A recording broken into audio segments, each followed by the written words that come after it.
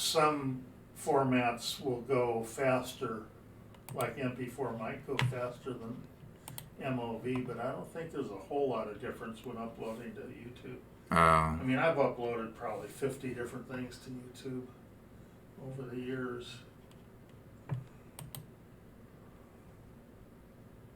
And of course, the smaller the format in size, the faster it'll upload too. So I never go bigger than what their normal screen is there. If somebody wants to watch it full screen, that's their problem.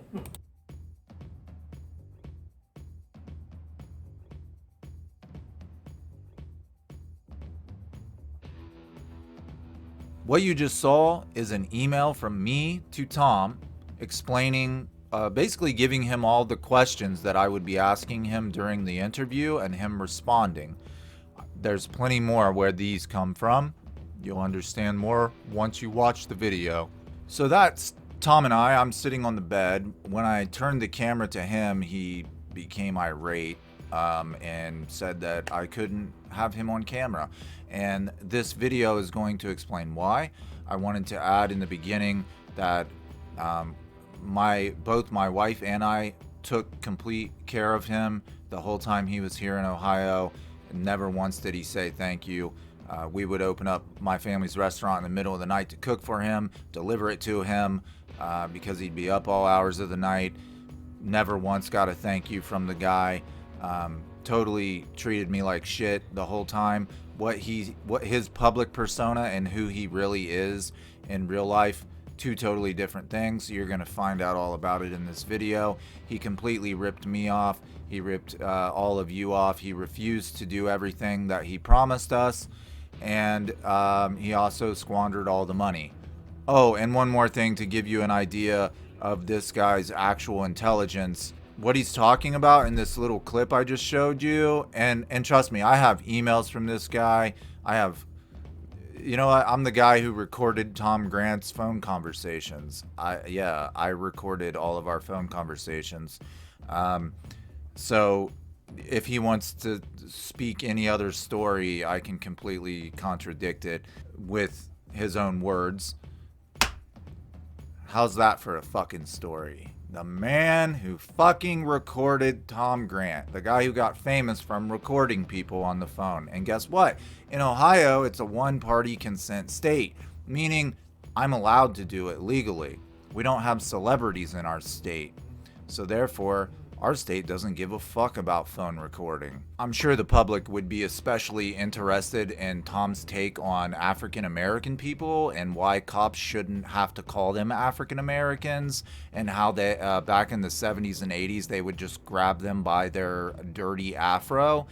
Tom didn't know that my brother-in-law's black. His words, not mine. I'm pretty sure he said we should be able to call them negros or Negroes or something of that sort. And I jokingly said something like, yeah, I think my great grandma used to use the word colored.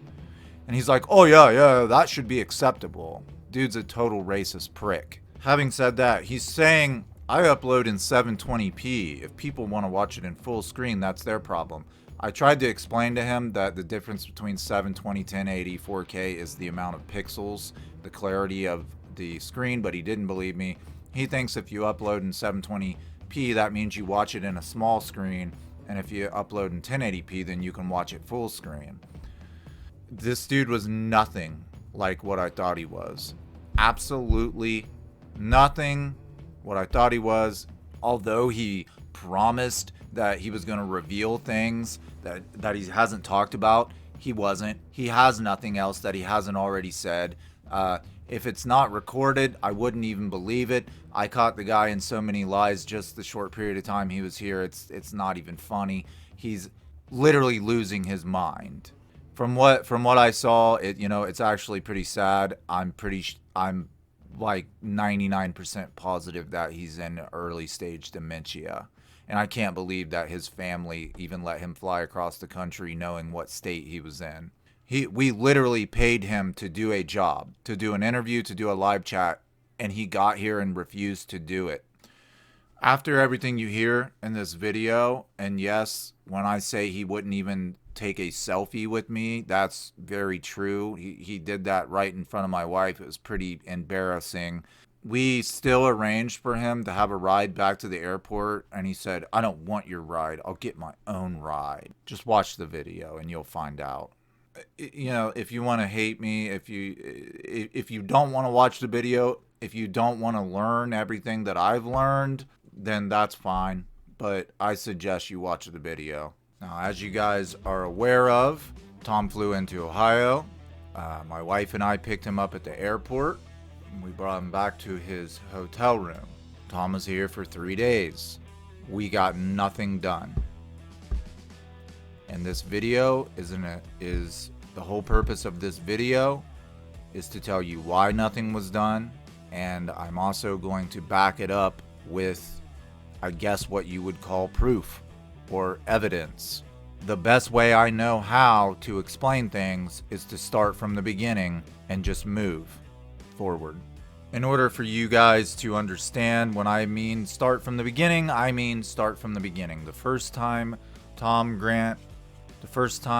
Mr. Grant called me on the phone was an unusual phone conversation. The reason it was unusual was he didn't speak much about Kurt Cobain or the Kurt Cobain case. He spoke a lot about himself, goals that he had for himself that he wanted to achieve on his own YouTube channel, and he was feeling as though he was not getting enough views, he was not getting enough attention, and he actually sat out to find a YouTuber who was getting views, who was getting attention, that he could come on their channel and then get those views he wanted to get his message across that he wanted to get across. Now, he made it very clear to me in the beginning that the biggest reason he wanted to be on a YouTube channel had nothing to do with Kurt Cobain. He said that there were rumors online that he was entering early stage dementia, and basically that age was ravaging his brain and he was starting to lose control of his memory. I thought that was weird because I had researched Tom Grant a lot and I'd never heard any rumors online about dementia. None. I'd never even heard anything about poor health problems with Tom Grant. Moving forward, over the next couple weeks, we had several conversations. Tom told me he was in good health. He even mentions his health in the statement he recorded for me to upload to my channel. Didn't you think it was odd? Because I did, that he stated the date and the time, and like says I'm an old man now. I have minor health problems, but common for a man my age. Well, Tom lied to me because I asked him, "Are you okay to fly across the country? You're 73 years old. Is everything going to be fine? Do you need any special accommodations?" "Nah, I'm fine." He lied to me, and that was the first one of many lies that I would figure out over the past couple days. And he's here right now, by the way. It's like 2 miles from my house. And you're going to find out a lot of shit in this video. I'm interjecting right now because I want you guys to know when he showed up, he had to check a bag, which he expected me to reimburse him for, because he had to bring a CPAP machine. It keeps you breathing at night. There are some other major health problems he has that I'm not going to speak about, mainly because I'm afraid of being sued, or I just feel like it's his own personal business. I mean, there are medications he has to wake up to take in order to keep living. The only thing I'm trying to get at is he lied to me. He said his mind and his body were in good health. And as soon as he got here, I found out otherwise. I can't even believe his family let him. He lives with relatives. I can't fucking believe they let him fly by himself. Getting back on subject, we were having phone conversations. This is before he came. The last one was the one that struck me the most. Mainly, they were quick conversations. I would sort of tell him, this is what I want to do. Let's start a GoFundMe. People who donate the most money get their questions put to the top of the list. Let's do an interview. Let's try to talk about things no one's heard before. Let's get into the details. right? He agreed with me. He also, and this was even a part of our last phone conversation we had, he agreed to do a live chat. That was around the time that I posted, hey, we're going to do a live chat with Tom Grant. And I believed that all the way up until yesterday. From day one, he said the money doesn't matter. Just pay for the plane ticket, the hotel, feed me, I'm good. The last phone conversation, he kept me on the phone for 3 hours and 48 minutes. He did not want me to speak. Every time I tried to speak, he would condescend me. He would basically, shh, Charles, shh. Listen, he kept telling me the same stories over and over again. He was talking about celebrities he'd met while being a Beverly Hills cop, situations he'd been in, recounting his whole life story to me. Nothing to do with the Kurt Cobain case. I liked Tom. I thought he was an okay guy. I didn't fully trust him. I never fully trusted Tom, but I wasn't going to tell anyone that. And the reason I never trusted him is because attorneys, private investigators, doctors, people who have inside information about you, there's this unspoken code that you're supposed to keep it to yourself for life, no matter how dirty the deed is.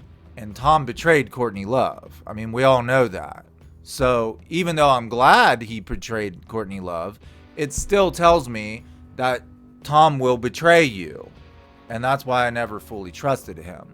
I knew that if I upset him in the least tiny little bit, or offended him, or did something he didn't like, he would turn on me at the drop of a hat. And he proved it to me before he even came to Ohio. Right before I ordered his plane tickets, I did it through Travelocity, and it said after 24 hours, these tickets will become non-refundable. So I contacted Tom and I said, are you coming? 100% for sure. Are you coming? Are you going to do this interview? Because once I purchase these tickets, that money's gone. 24 hours from now, I can't get that money back, and I can't afford to pay these people their money back. He said, I give you my word as a man. I give you my word as a man. And as any of us know, any millennial, our grandfathers' ages, their generation, that meant something to them. If a guy a grandfather's age says, I give you my word as a man, it's supposed to mean something. 30 fucking hours later, he emailed me saying he wasn't coming to Ohio. Or no. He said I'm probably not going to be able to come. This is 6 hours after the tickets have become non-refundable. He knew this. I begged him. I said, please tell me if there's any reason, if there's any possibility that you could not come and do this, please tell me now. It'll ruin my YouTube channel. It'll ruin my reputation. It'll ruin anything I've been working toward. It'll just be gone. I give you my word as a man. The email says that basically I'm friends with the guy who produced Soaked in Bleach. He watched your YouTube videos and he's very upset that in one of your videos you say you pay your dues. That all the copyright clips from Soaked in Bleach you use in your videos, you pay for. Now, anybody with any bit of knowledge about YouTube would know that the goddamn videos wouldn't even be available to look at if I wasn't. But these are guys who know nothing about the ins and outs of YouTube. I went out of my way, even though YouTube could actually take my channel down for doing this. Once you become a monetized channel, you cannot share your analytics with anyone, especially in a video. That's why you'll never see a YouTuber show you their analytics. And if they do, their channel's probably going to get taken down, unless they're like really, really small time, just barely making it. I screenshotted the analytics page, and you would only have an analytics page if you're a monetized channel. It lists every single video, how much money each video is made, and where that money is going. If it's not copyrighted, if there's no copyrighted content in the video, it would come to me. If there is copyrighted content in the video, it would go to whoever owns the copyright. So I screenshotted that, emailed it back to him, and then he showed it to his friend. That appeased his friend. And he said, and I would love to be so rich that I don't even know where my money's coming from, right? But for whatever reason, this guy didn't believe that his company was getting money, and I proved them wrong.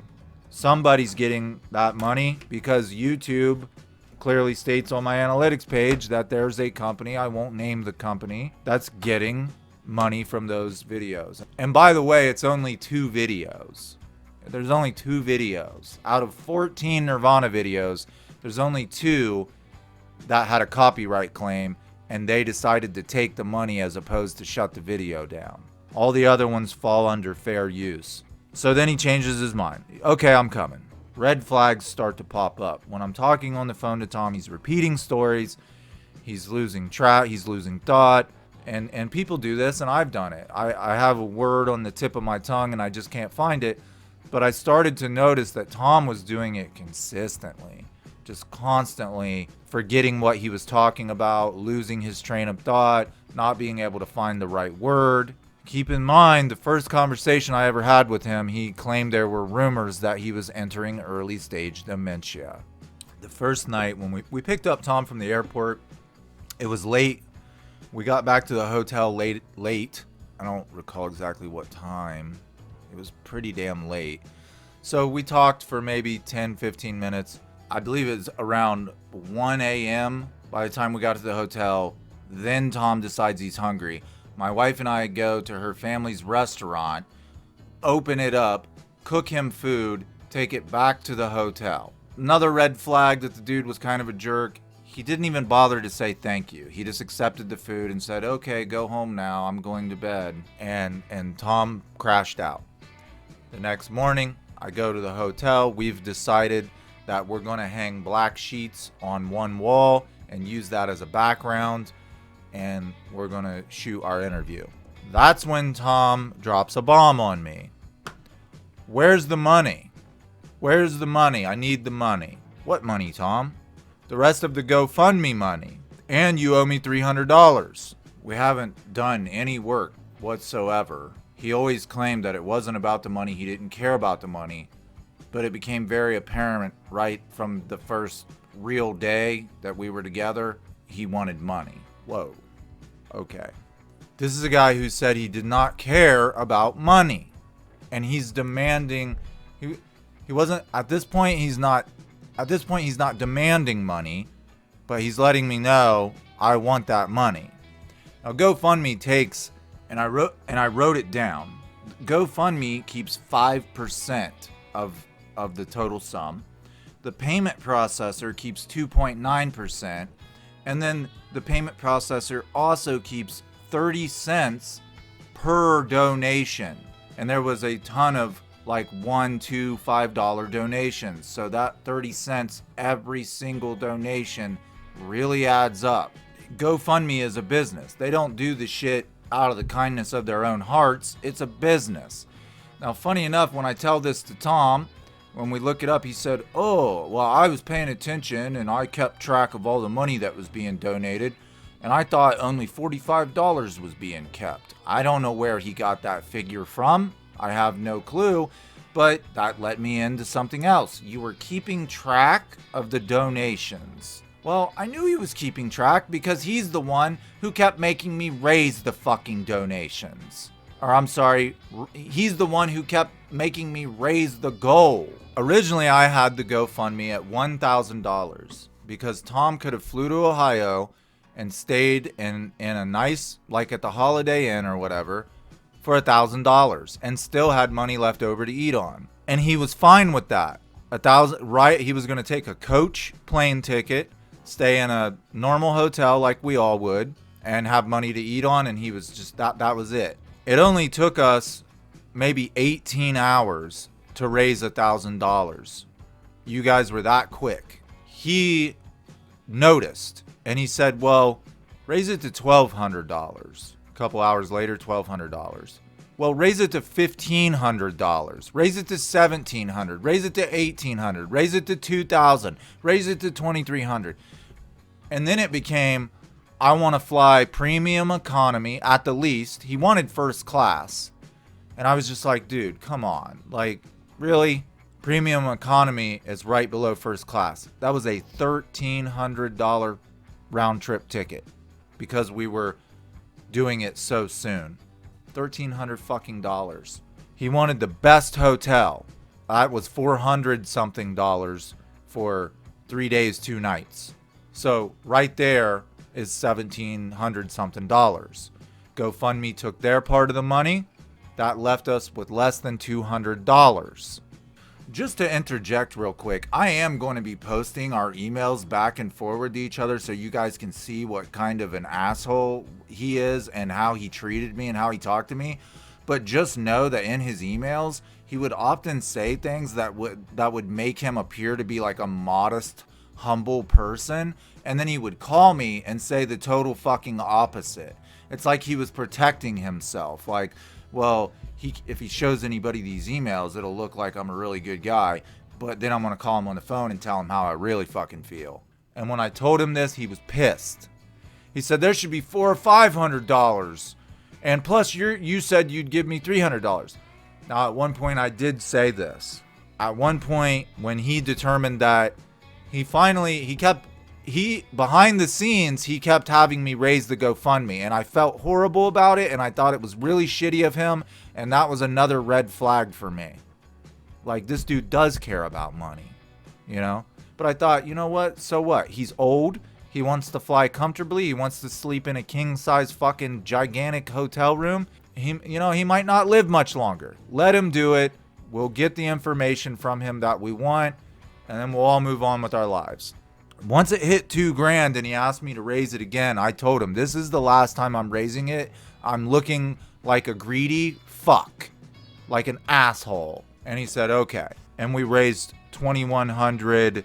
I think it was $2,147. Don't quote me on that, but it was $2,100 something. So anyway, I explained to him, like, GoFundMe doesn't do that shit for free. Like, they take a big chunk of the money.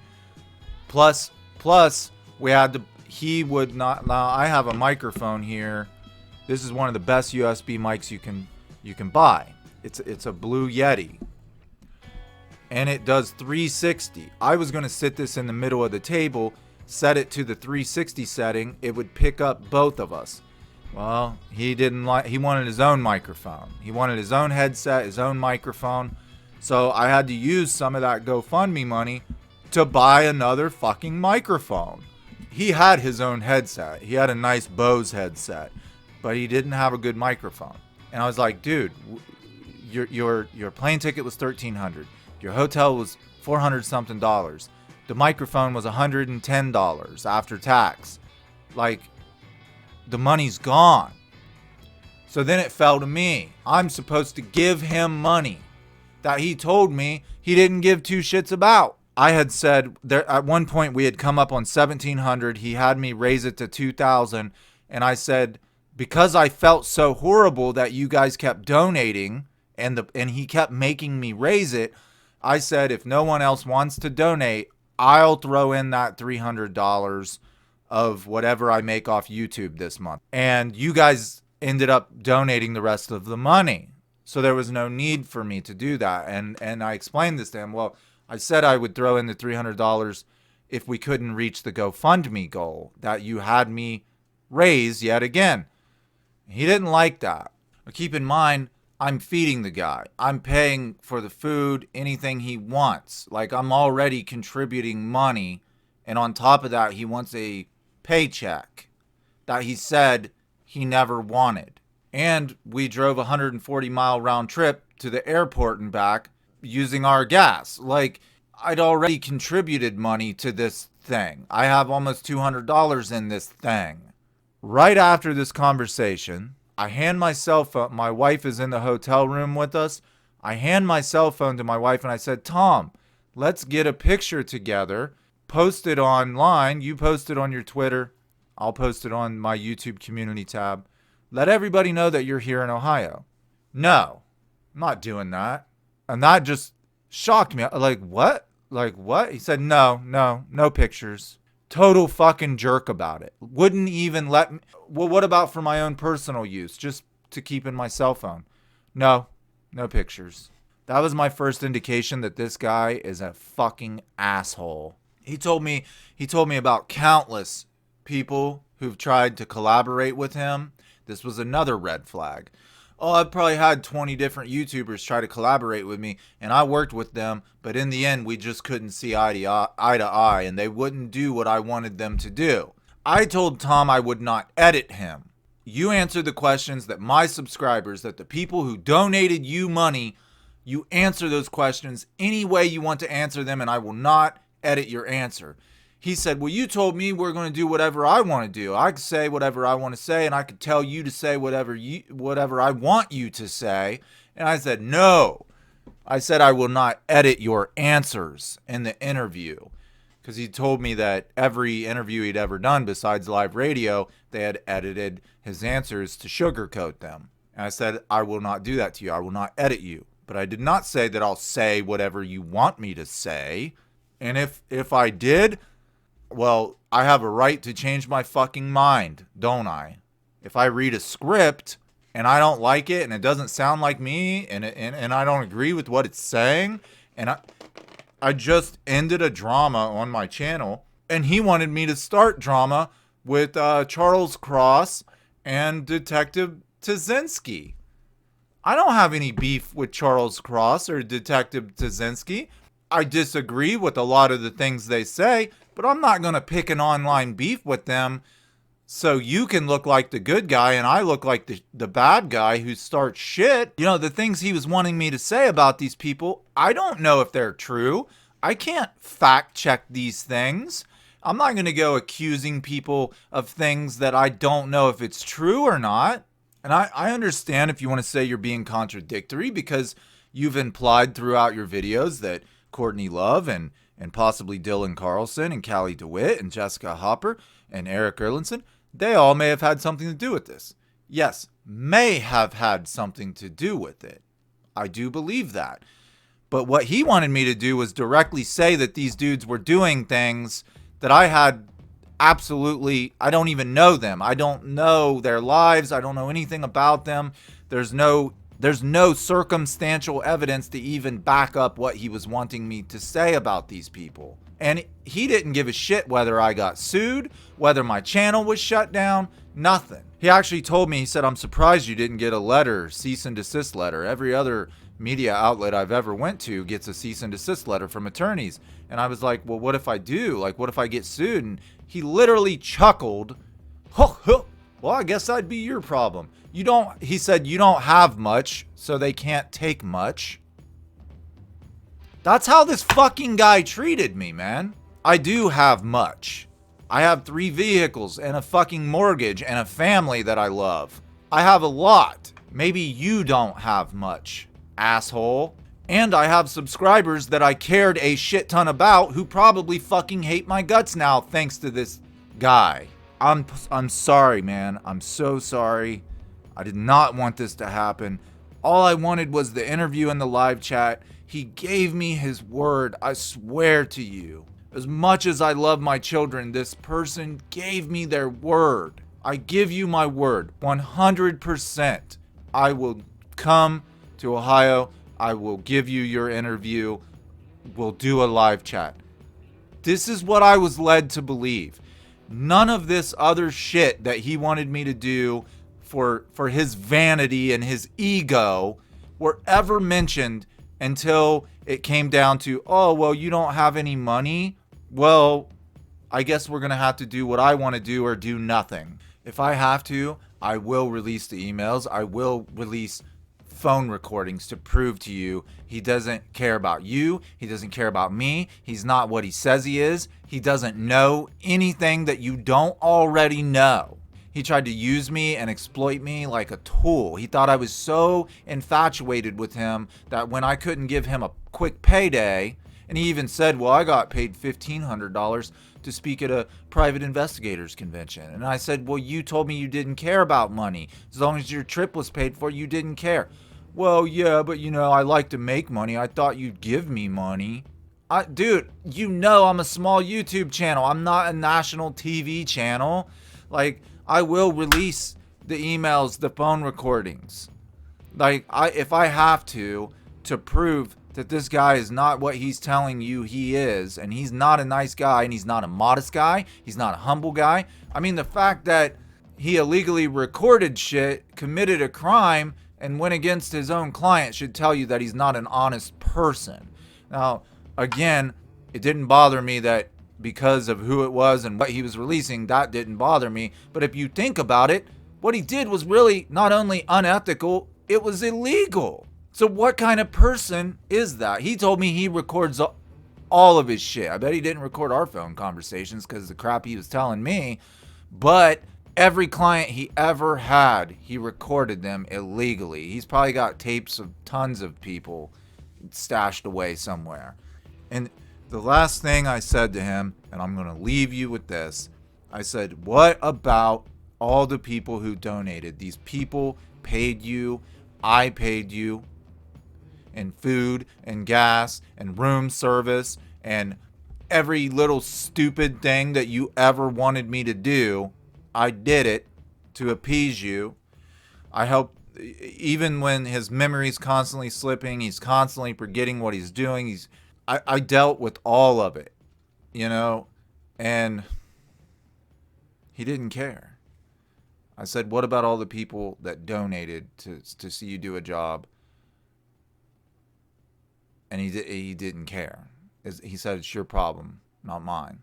I'm not a stupid person. I know that whatever little YouTube career I had is gone. It's done. I don't even know if I want to do YouTube anymore, to be honest with you, after this. It's done. It's over. And once again, Mr. Grant has used somebody who had a little bit of attention to get attention to himself. The thing that bothers me the most is that he does not give a shit. He wouldn't even respond to me when I said, what about all the people who donated? He wouldn't even respond to it.